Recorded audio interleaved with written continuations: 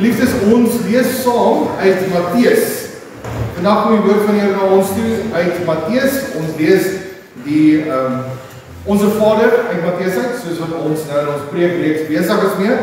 Maar saam met dit lees ons ook ons teksvers uit Matteus uit. So ons bly in Matteus vandag. Matteus 6 vers 9 tot vers 15. So ons lees dit 'n bietjie meer as ons gewoonlik lees in Matteus 6. Net om die laaste deel ook by te kry, wat Christus self daar geleer het. So moet julle bid, ons Vader wat in die hemel is, laat u naam geheilig word. Laat die koninkryk kom, laat u wil ook op die aarde geskied, net soos in die hemel. Gee ons vandag ons daaglikse brood, en vergeef ons oortredings, soos ons ook die vergewe wat teen ons oortree. En laat ons nie in die versoeking kom nie, maar verlos ons van die bose. As julle ander mense hulle oortredings vergewe, sal julle hemelse Vader julle ook vergewe. Maar as julle ander mense nie vergewe nie, sal julle hemelse Vader julle ook nie julle oortredinge vergewe nie. Liefdes, dit is nogal harde woorde, maar in hierdie perikoop sien ons fokusverse is vers 12, sowel as vers 14. En vergeef ons oortredinge soos wat ook die vergewe wat teenoor ons oortree. Dit kom uit die gebed wat Christus ons geleer bid het. En dan die tweede ene, as julle ander mense hulle oortredinge vergewe, sal julle hemelse Vader julle ook vergewe. Nou blaai ons na Matteus 18 toe. Matteus 18 vers 21 tot 33.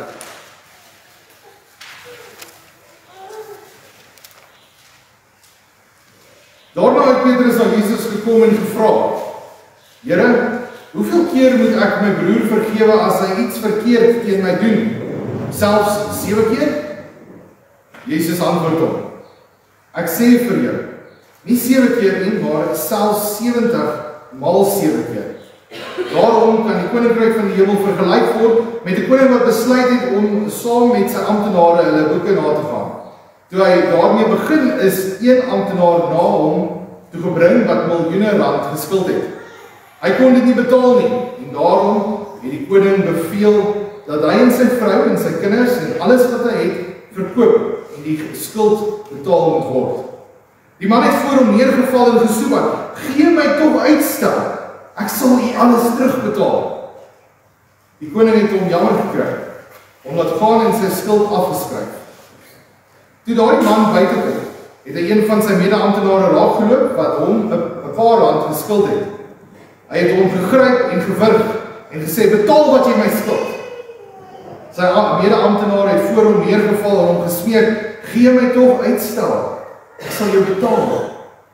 Maar hy wou nie, en hy is daar weg om hom in die tronk te laat gooi totdat hy die skuld betaal het. Toe sy mede-amptenare sien wat gebeur het, was hulle diep teleurgestel. En hulle het alles wat gebeur het vir die koning gaan vertel. Die koning het hom laat haal en vir hom gesê: Jou skrik, al hierdie skuld het ek vir jou afgeskryf omdat jy my gesoebat het. Moes jy nie ook jou mede-amptenaar jammer gekry het, soos ek jou jammer gekry het nie? Die koning was woedend en het hom oorgegee om gemartel te word totdat hy al die skuld betaal het. So sal my Vader wat in die hemel is ook met julle maak, as julle nie elkeen sy broer van harte vergewe nie. Ons fokusvers daar, vers 22. Jesus antwoord hom: Ek sê vir jou, nie 7 keer nie, maar selfs 70 maal 7 keer. In die Heidelbergse Katekismes lees ons saam en ons lees daar: Wat is die 5de bede? Vergeef ons skulde soos ons ook ons skuldenaars vergewe. Dit is, reken ons, arme sondaars, al ons misdade as ook die boosheid wat ons nog aankleef, terwille van die bloed van Christus nie toe nie. Ons bid dit van u, omdat ons hierdie bewys van u genade in ons vind, dat ons die ernstige voormane het om ons naaste van harte ook te vergewe. Geliefde, ons tema van vandag: vergewe soos God jou vergewe het. Dit is steeds deel van ons preekreeks Hemelse Dialoog en volgende week sal ook ons laaste preek in hierdie reeks wees.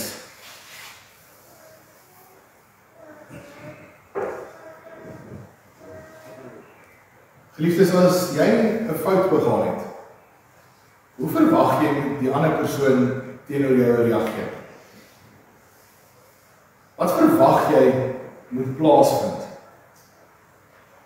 Of dit nou in 'n verhouding is, of dit nou is in jou werksplek, of dit is daar waar jy gaan deur die dag, familie, vriende, hoe sal jy verkies om behandel te word?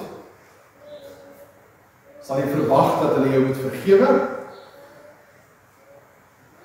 Sal jy verwag dat barmhartigheid moet teenoor jou bewys moet word? Stel jy voor jy is in 'n situasie waar iemand diep seer gemaak is. Ons het so rukkie terug, 'n paar maande terug, dis 'n voorbeeld gebruik van wanneer ons nagmaalsete het en almal bring hulle eie slaai en sê die persoon moet slaai bring, maar hy het my gekies nie, ek is so kwaad, ek loop, ek gaan uit die kerk.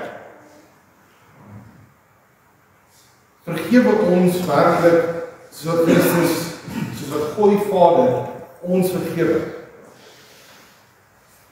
In hierdie wêreld is dit gevul met skuld en pyn en wrokke.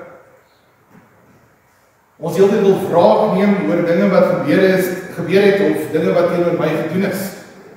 Dikwels tussen verhoudings, tussen mense, tussen familielede. Dis dit daardie lidmaat wat nie gevra is om 'n slaai te maak nie en uit die gemeentheid is. Hoe reageer ons? Want in so 'n situasie, maar ek sal vergewe, maar ek sal nie vergeet nie. Hoor ons ook baie keer. Maar ons kan nie so optree nie. Want Christus sê self, vergewe 7 maal 70 keer. So in 'n wêreld waar ons die hele tyd aangemoedig word deur TV-reekse en televisieprogramme en reekse op TV, sowel as films wat ons kyk waar wrokke gehou word en ek moet alles doen om my vermoë om daardie persoon terug te kry wat hulle gedoen het aan my. Kom die Here en vanoggend herinner hy ons, dis nie hoe 'n Christen moet leef nie. Ons moet wrokke hou en onvergewensgesindheid weer hê teenoor iemand anders nie. Wie ook al dit is. Wat ook al die seer is wat ons het. Want elkeen van ons het ergens in ons lewe dit al beleef. God leer ons deur middel van die Heilige Gees, wat die skrywer van Matteus ook gelei het, in hoofstuk 18 om te sê, hoeveel keer? Waar Petrus vra, en Christus sê 7 maal 70. So natuurlik, baie van ons sal weet, 7 simboliseer ook die heilige getal, die volmaakte getal. En so Christus sê daarso, soos wat God volmaak vergewe, so moet ons ook volmaak vergewe. Iets wat God ook aan ons betoon het. Wanneer Christus dit sê hy nie dat daar sou moet nou 'n wiskundige som gedoen word om uiteindelik uit te kom op die kere hoeveel keer ons iemand moet vergewe nie. Dit gaan nie daaroor nie. Dit is 'n roep om nie te tel nie, maar om net te vergewe. Nog verder leer Jesus ook in Matteus 6 vers 9 tot 15 hoe ons moet bid, vergeef ons skulde. Hoe? Soos ons ook die vergewe wat teenoor ons oortree. Hierdie gebed is nie net 'n voorbeeld van 'n versoek waar ons die Here versoek vergewe ons oortredinge nie. By implikasie beteken dit dat ons ook iets van ons kant af moet doen. Ons moet ook vergewe. As ons van God sy vergifnis wil ontvang, kan ons nie 'n lang tyd neem om eers te oorweeg en te miskien en 'n lysie op te stel van goeie en sterkpunte van hierdie persoon, kan ons hulle vergewe of nie. Sien wat God gedoen het met ons nie. Hy het nie eers 'n lysie opgestaan en sê, Erasmus het goeie punte en sê, ons moet hom vergewe, hy is 'n aanwinst. Of ons moet hom nie vergewe nie, hy is nie 'n aanwinst.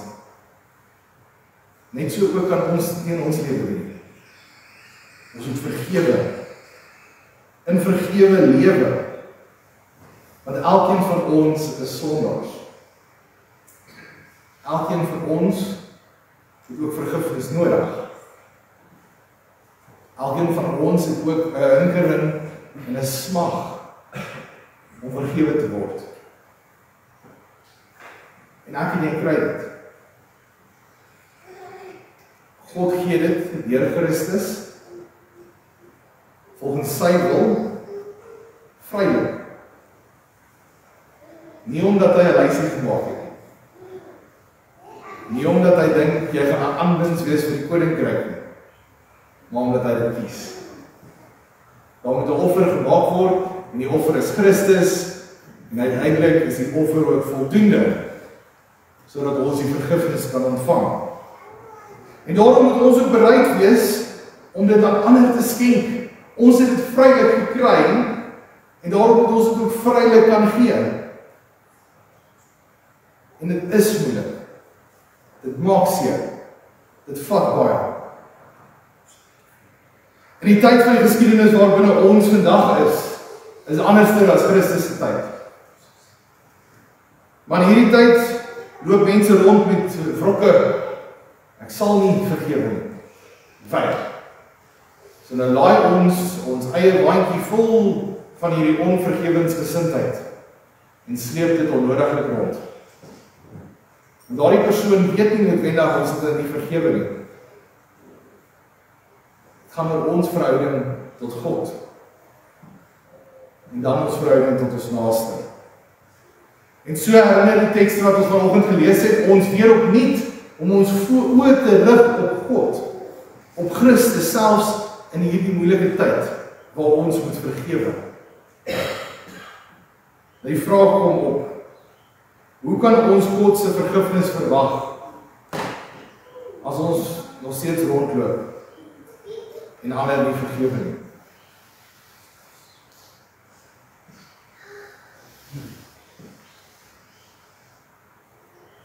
Hoe kan ons van God se genade lewe, as ons nie eens genade bewys teenoor iemand anders nie? In die skrifgedeelte wat ons gelees het, sien ons die indikatiewe voorbeeld van wat Christus gedoen het. Sy vergewensgesindheid. Christus het nie net daaroor gepreek nie, hy het dit ook geleef, daagliks. Hy het dit in sy lewe toegepas, opgetree daarvolgens. Hy was 'n voorbeeld van onvoorwaardelike liefde en vergewing. Hy het mense nader ook na hom toe getrek, want hulle het die waarheid gesien in hom. Hy het ook een van die grootste voorbeelde van vergifnis getoon, toe hy aan die kruis gesê het, Vader, vergewe hulle, want hulle weet nie wat hulle doen nie. Christus word gekruisig. Hy word doodgemaak soos 'n misdadiger. En hy hou nie wrok nie, maar hy sê, Vader, vergewe hulle, want hulle weet nie wat hulle doen nie. Dink net vir 'n oomblik daaroor. Christus is in pyn en in lyding in sy menslike vorm en hy vergewe steeds. Dit is nie enigstens, dit kan nie opgemeet word in die pyn en hartseer wat ons beleef het, wat ons is gekruisig nie. Iemand het waarskynlik net ons seer gemaak, of iemand het net besluit om iemand anders te vra om swaai te maak, en nou is die kerk minder mense. Maar Christus het gelyk, is gemartel, aan 'n kruis vasgespijker. Vergewe hulle. Hy is nie die eerste persoon in die geskiedenis nie, maar hy is die enigste persoon in die geskiedenis wat al gesê het, vergewe hulle. As ons kyk net na die tyd, die geskiedenis wat daar is, en spesifiek wat die gelowiges gemartel is, gelei het, die klippe doodgegooi is, hulle het vergewe, maar hulle het nog steeds gelei. As ons na meer onlangs geskiedenis toe gaan, dan dink ons aan mense wat op brandstapels gesit word vir hulle geloof. Maar ook in die tyd toe mense uitgejou was as hekse en waar heksery daar was, amper niemand het gesê, ag Here vergewe hulle weet nie wat hulle doen nie. Baie van hulle se woorde geuiter het, soos, mag jy in jou nageslag in die helse vuur ook beland. Baie van hulle sal uitgeskree terwyl hulle op 'n brandstapel is, mag jy verrot in die opbrengs van jou ondergang, en mag jou nageslag ook onder dieselfde vloek wees. Nie een van hulle het gesê wat Christus sê, vergewe hulle, want hulle weet nie wat hulle doen nie. Wat dadelik wys op 'n eienskap wat Christus het en wat 'n Christen behoort te hê. Wat ek en jy behoort te hê. Hy het nie net 'n teorie van vergifnis kom verkondig nie. Dat ons in gedagte hou in die tyd wat Christus gelewe het, was al baie mense wat gefilosofeer het oor dinge, en daar's ons mense wat gesit en top het oor dinge, en dan sê hulle, maar wat, is die aarde nou rond, of is dit nou plat? Is dit vierkantig, of is dit driehoekig, of wat ook? So daar's mense wat die hele tyd geteoriseer het oor dinge, en gefilosofeer het oor dinge. Maar Christus het nie gefilosofeer oor vergifnis nie. Hy het dit verkondig, maar hy het ook geleef. Oor en oor. Ons sien dit nie net aan die kruis nie. Ons sien dit hoe Christus saam met tollenaars beweeg het, saam geëet het. Ons sien waar hy saam met sondaars was, verraaiers was, oorreders was, losbandiges was, selfs as Amerikaanse vrou. Maklik kan ons blind staar in die hier en die nou, en dit wat teen my gedoen is, ek moet kwaad by. Ons kyk nie, maar wat Christus vir ons wys nie. 'n hart wat oorloop van vergifnis en omgee. Maar hoe is Christus se gesindheid oor hierdie vergifnis wat aan ons gegee word, waarvan hy praat? Hy sê vir Petrus 7x70 keer. Dis nie 'n som nie, want as dit 'n som was, sou ons afgekom het op 490 keer. En dit is baie belangrik dat ons besef dat Christus sê nie hier, gaan en vergewe jou broer 490 keer. Dis nie wat gesê word. Wat gesê word is, jy moet hom heelhartig, onophoudelik, onvoorwaardelik vergewe. Want niemand gaan rekord hou van, ek het hulle 1 keer vergewe, ek het hulle 2 keer vergewe, 3, 4, 5, niemand gaan daarby kom. So dit is symbolies wanneer hy sê, 7x70 keer. Ons staan vandag voor 'n oproep. Nie net 'n gebedsversoek, waar ons vra vir vergifnis nie, maar ons staan voor 'n oproep. Iets wat ek en jy ook moet doen. Dit gaan nie maklik wees nie. Dit gaan nie noodwendig lekker wees nie. Dit gaan waarskynlik seer wees. Maar vergewe mekaar. Soos wat God ons vergewe het. Wat 'n wrokke en kwaad haatdraande gedagtes en woede het ons nog in ons. Omdat ons voel ek is verontreg.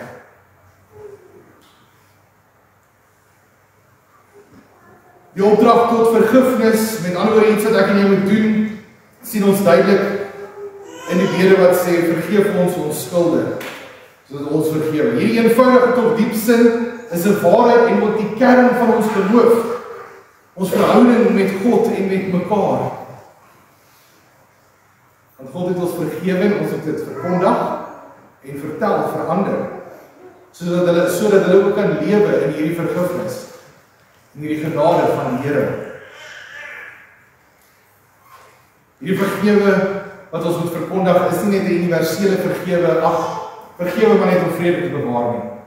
Dit is 'n vergewe sodat ons tot God se eer saam kan leef in verhoudings, in ons woonplekke, werksplekke, familie, vriende.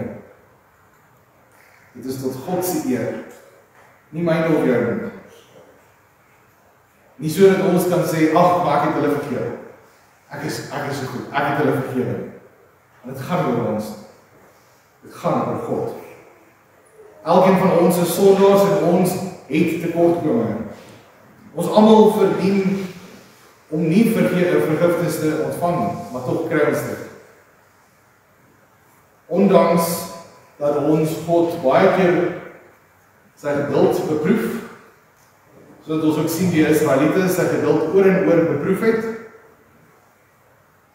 maar dan kom die waarheid ook uit wat hy sê, maar hoe verlaat ek jou van, hoe gee ek jou oor Israel?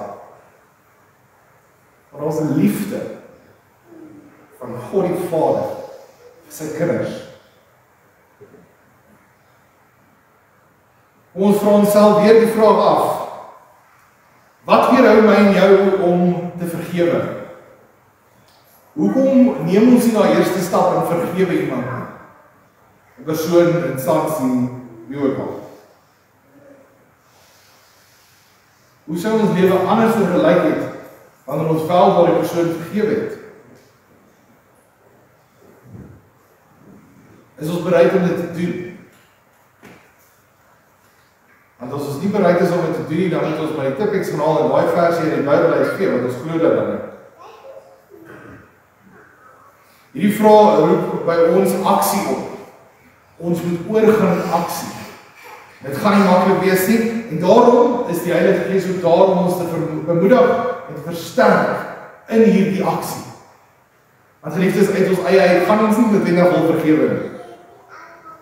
Die Heilige Gees kom en hy dryf ons ook daartoe. Daai gedagtes wat ook ons opkom en sê, miskien moet ek daai persoon vergewe. Omdat jy so oulik is dat dit jou kom, nie is die Heilige Gees wat ook in ons werk. Die Heilige Gees verlei ons om dit ook te doen, sodat ons God se koninkryk kan laat kom in hierdie wêreld. En wanneer ons ander ook vergewe, dan lewe ons in die lig van die waarheid. Die waarheid van wie God is, van wat hy beteken vir ons as gelowiges en ook vir ander. Dit is 'n roeping tot vergifnis is wel dubbelhartig. In die sin nie dubbelhartig nie, daar's twee kante van die saak. Tweeledig. Die eerste ene is om ons verhouding met God te eer, te versterk, te laat groei. Maar die tweede ene is ook ons medemense. Want soos wat Christus ook sê in Matteus, die Here jou God lief met jou hele hart, met jou hele siel, met jou hele verstand, en die naaste soos jouself. So as jy vergifnis verwag, as ek en jy vergifnis verwag, is die kans ook groot dat daardie persoon ook vergifnis verwag. Wanneer ons dus vra, vergeef ons skulde soos ons skuldenaar vergewe, moet ons ook 'n doelbewuste keuse maak om dit dan ook te doen. En dit is weer eens waar die Heilige Gees te sprake kom. Want elke keer as daar 'n gedagte by ons opkom, wanneer ek kwaad word, wanneer ek by daai kerk ry wat nie my swaai wou gehad het nie, en ek is uit daai kerk uit, dan moet ek bid dat die Heilige Gees my hart ook rustig maak in daardie oomblik. Dat die Heilige Gees my sal help om ook oor en oor te vergewe, in plaas daarvan om te fokus op die kwaad en die seer en die hartseer wat ek beleef het in daardie oomblik. Wanneer ons dit ook kies en dit uitleef, bevry dit ook ons gedagtes. Ons fokus nie net die hele tyd op die negatiewe nie, op die seer nie. En wanneer ons kies om dit ook te doen, dan moet ons weet dat ons onsself oopstel vir nog hartseer en nog teleurstelling. En dit is ook oukei. Want Christus sê nie vergewe mits hulle jou nie weer gaan teleurstel. Hy sê vergewe 7 maal 70 keer. Die volle getal. Ons moet die werking van die Heilige Gees enigstens gering ag ook in hierdie leefstyl, in hierdie lewe van vergifnis nie. Want ons het hulp nodig. Mag elkeen van ons daadwerklik ons gedagtes rig op God, en wanneer ons bid en vra, vergewe ons skulde, dat ons ook herinner word aan die wat teenoor ons skuldig is, en ook die wat teenoor ons skuldig is. terwyl ons vandag saamkom by die lig van God se woord en sy waarheid, en sy vergifnis, mag dit elkeen van ons ook lei om dit uit te dra wanneer ons hier uitstap. Mag dit nie net wees soos 'n dorinkie wat ons los in die bank nie, maar laat dit wees soos ons selfoon wat ons saam met ons gaan dra. Ons vergeet dit min. Mag die vergifnisgesindheid in ons gewys deur Christus, gegee deur God, onder leiding van die Heilige Gees, daadwerklik 'n verskil maak in ons eie lewe, ons eie verhoudings, maar ook in die samelewing, sodat God se koninkryk ook so kan kom. Mag die genade van God en die werking van die Heilige Gees ons altyd lei, ons ondersteun in hierdie heiligmakingsproses ook, waar vergifnis ter sprake is. Bid daagliks, vra vir vergifnis van sondes, vergewe sonder voorbehoud en lewe daarin as ware gelowiges, volgelinge van Christus. Amen.